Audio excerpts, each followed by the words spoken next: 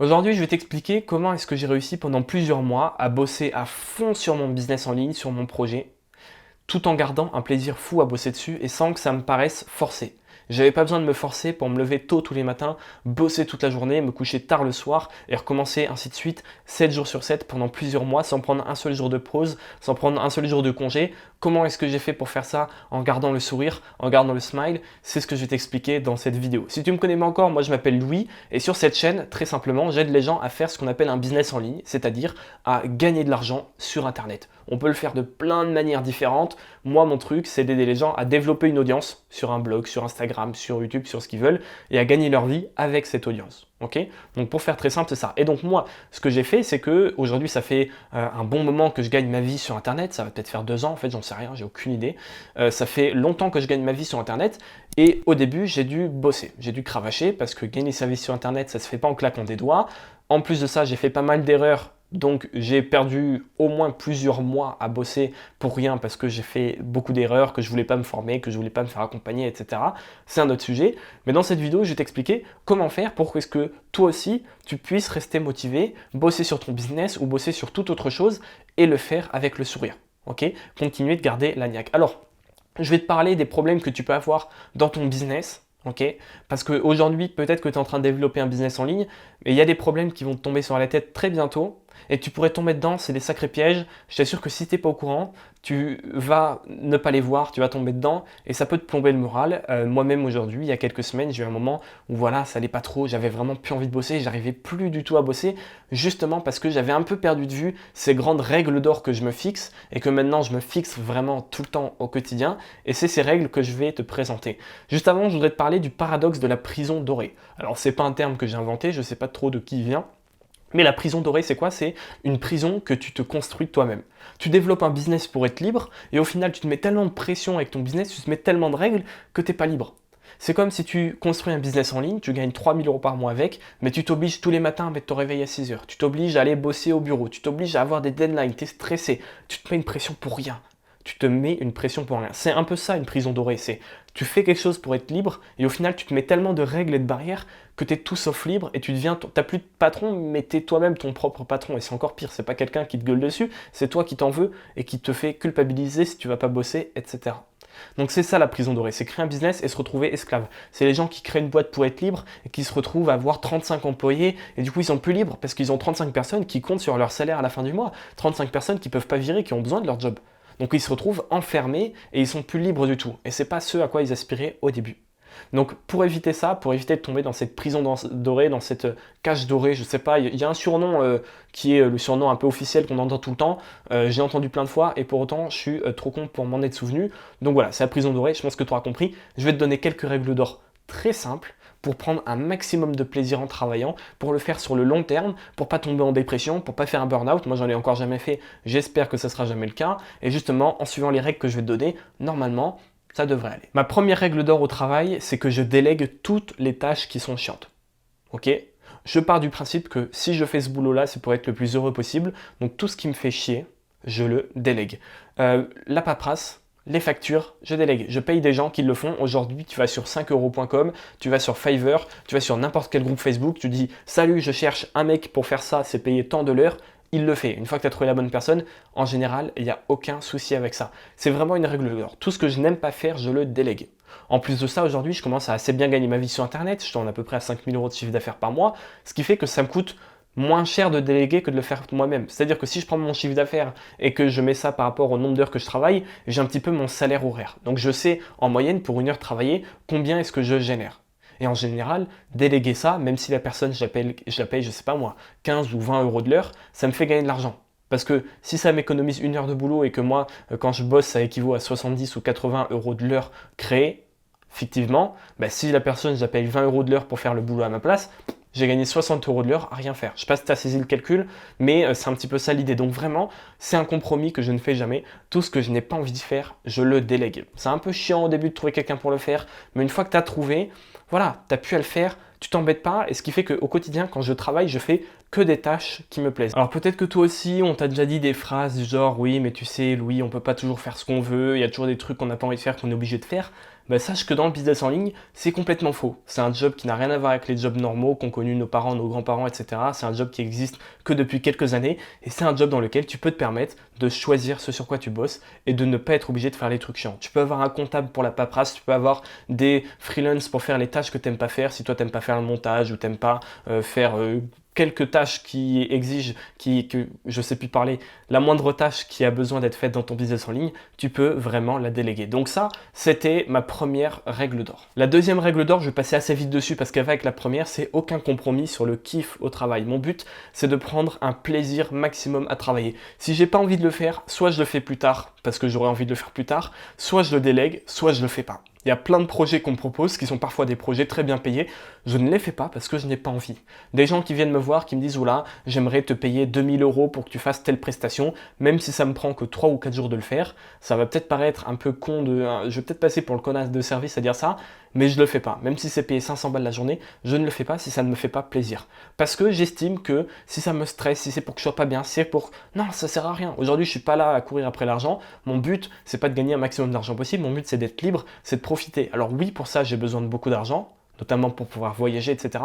Mais aucun compromis sur le plaisir au travail. Si je fais ce boulot-là, et toi, si tu veux lancer ton business en ligne, j'imagine que c'est la même chose. Si tu fais ça, c'est pas pour te retrouver à bosser pour quelqu'un d'autre. Si tu fais ça, c'est pour prendre un plaisir fou au quotidien, donc aucun compromis sur le kiff au travail. Le troisième conseil, la troisième règle d'or, et là écoute-moi bien, c'est vraiment le plus important, ça je l'ai compris il y a quelques semaines, quelques mois, et ça a vraiment tout changé pour moi, c'est accepter qu'il y ait des cycles. Et ça vaut pour si tu bosses à fond sur ton business ou si tu bosses à fond pour aller aux Jeux Olympiques ou si tu bosses à fond pour réussir la première année de médecine ou ta prépa de maths ou j'en sais rien.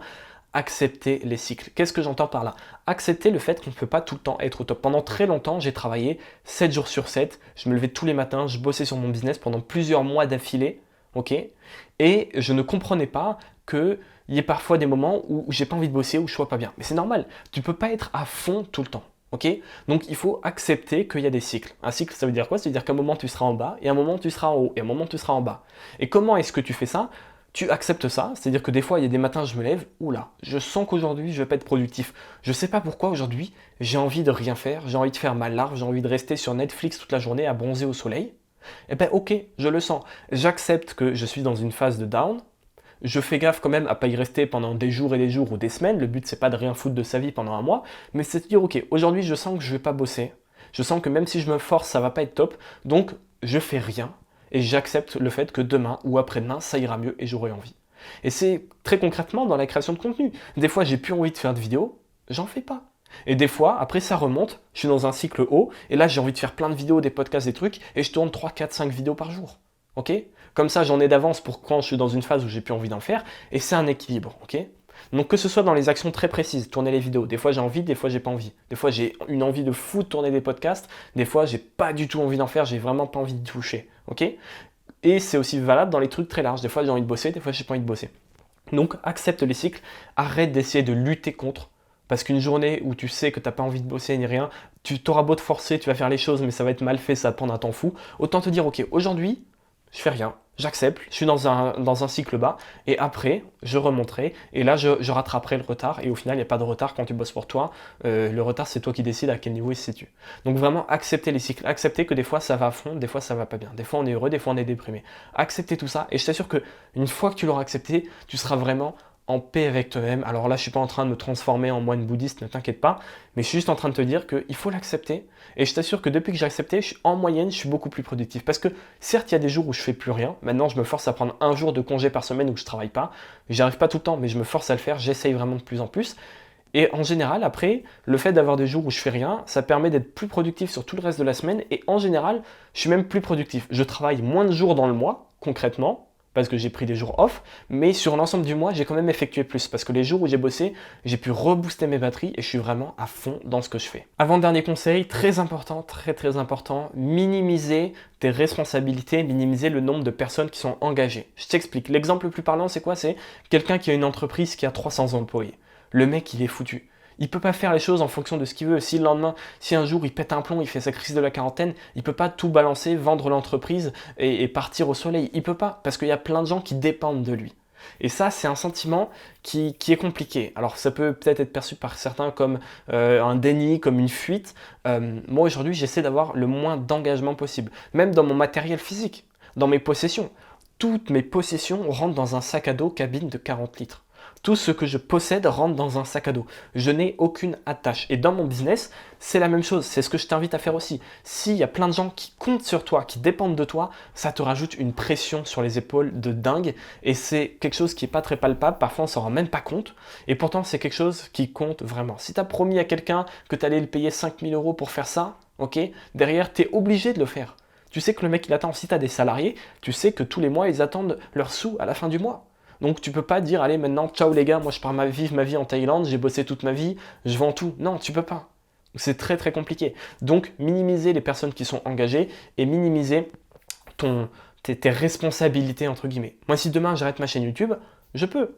Je peux. Elle continuera de faire de l'argent en automatique, elle continuera de faire, je sais pas, 2-3 000 euros par mois, tu vois, mon chiffre d'affaires va quand même pas mal baisser si je fais plus de vidéos, mais elle continuera à faire des sous et je peux le faire.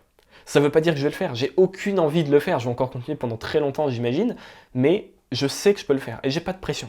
Ce que je fais, personne ne me pousse à le faire. Je ne fais pas les vidéos parce que j'ai un contrat qui stipule que monsieur Louis est obligé de faire des vidéos. Non, je le fais parce que j'en ai envie. D'accord? Donc c'est très important, essayer d'avoir le moins de responsabilité possible. Alors pour certains, encore une fois, ça va être considéré comme un peu de la fuite ou du déni ou un refus de responsabilité.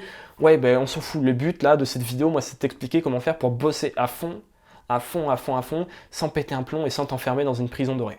Donc ça fait partie des règles. Et là, je vais te partager la cinquième qui est très importante. Dernier conseil que je te donne pour rester productif tout le temps, c'est de garder des objectifs à court et à moyen terme. Qu'est-ce que je veux dire par là? Si tu te dis, je vais bosser à fond pendant 6 mois pour avoir tel résultat, il y a de grandes chances que tu abandonnes. Pourquoi? Parce que si tu n'arrives pas à visualiser ton objectif à la fin, la récompense de tout ce travail, tu vas lâcher l'affaire. Donc moi, ce que j'aime bien faire, c'est travailler intensément, mais sur des cycles courts. L'exemple parfait, c'est quoi? C'est écrire un bouquin. Je sais que moi, j'aurais énormément de mal à écrire un bouquin, parce qu'écrire un bouquin, un vrai livre, ça prend parfois 1 an, 2 ans, 3 ans, et c'est trop loin pour moi, c'est trop fou. Je ne sais pas ce que je ferai dans ma vie dans 3 ans, dans 2 ans, même dans 1 an, je ne sais pas où je serai. Donc, c'est compliqué de rester motivé quand on n'a pas la carotte au bout du nez, tu vois. Donc moi, ce que je t'invite à faire, c'est à garder à chaque fois des objectifs à court et à moyen terme pour que ça te garde motivé. Moi, ce que j'aime bien quand je fais une chaîne YouTube, quand je fais une vidéo YouTube, pardon, c'est que j'ai l'idée de la vidéo, je l'écris, je la tourne, la monte, et à chaque fois, quand je l'écris, quand je la tourne, quand je la monte, j'ai hâte qu'elle sorte, parce que je visualise la carotte au bout du bâton qui est, la vidéo va sortir, va aider des gens, va faire des vues, va générer de l'argent. Donc c'est un résultat qui est palpable, tu vois, je le vois, il est juste devant moi. Donc j'ai envie de bosser. Tu vois, je suis vraiment motivé à bosser. J'ai pas besoin j'ai pas besoin d'autre chose. J'ai pas besoin d'autre chose, tout simplement. Donc, encore une fois, que tu sois en train de réviser tes partiels, de faire un business en ligne, ce que tu veux, essaie d'avoir des objectifs à court et à moyen terme. Parce que c'est, voilà, la ligne d'arrivée est juste devant toi. C'est plus facile de courir quand tu vois la ligne d'arrivée à 50 mètres que quand tu sais que la ligne d'arrivée est encore dans 20 bornes. Tu te dis, putain, il faut encore que je cours 20 bornes, ça va me prendre encore au moins 2 heures à courir. C'est long, tu peux te démotiver. Quand elle est à 50 mètres, voilà, si tu te démotives alors qu'elle est à 50 mètres, la ligne d'arrivée, c'est que tu as un autre problème. Tu as un problème de motivation, tu as un problème qui est bien plus profond que ça, d'accord? Il faut un minimum de rigueur, il faut un minimum de... Je trouve pas le mot que j'ai envie de te dire, mais tu as compris, je pense que tu as compris. Donc, garde des objectifs à court et à moyen terme, c'est vraiment un super moyen de rester motivé tout le temps et vraiment à chaque fois d'avancer, arriver à l'objectif, t'en fixer un autre, arriver, t'en fixer un autre, arriver, t'en fixer un autre. Moi, c'est vraiment comme ça que je fonctionne avec des objectifs très courts en plusieurs semaines, tu vois. Je me dis, voilà, je commence là-dessus, mon objectif, c'est que dans 2 semaines, ça soit fini, dans 3 semaines, et donc, c'est visible. J'ai tout le temps sous le nez la récompense qui est là, qui attend, je sais qu'elle est pas loin, et donc ça me motive à avancer, c'est vraiment la carotte et le bâton, rien de plus. Donc si tout ce que je t'ai dit là, ça t'intéresse, je t'invite fortement à cliquer sur le premier lien de description pour rejoindre mon canal Telegram, c'est gratuit, c'est une superbe application, une application du futur, tu vas le voir, et sur ce canal, je partage plein de petits conseils dans ce genre-là avec toi, je fais des sondages aussi qui vont te permettre de choisir les futurs sujets de vidéos, on parle de tout ça, bref, c'est l'endroit où se retrouvent les personnes qui sont vraiment, vraiment motivées à avoir des résultats. On est déjà plusieurs centaines sur le groupe, c'est gratuit évidemment. Je t'invite à le rejoindre si ça t'intéresse. Et sur ce, moi je te dis à la prochaine.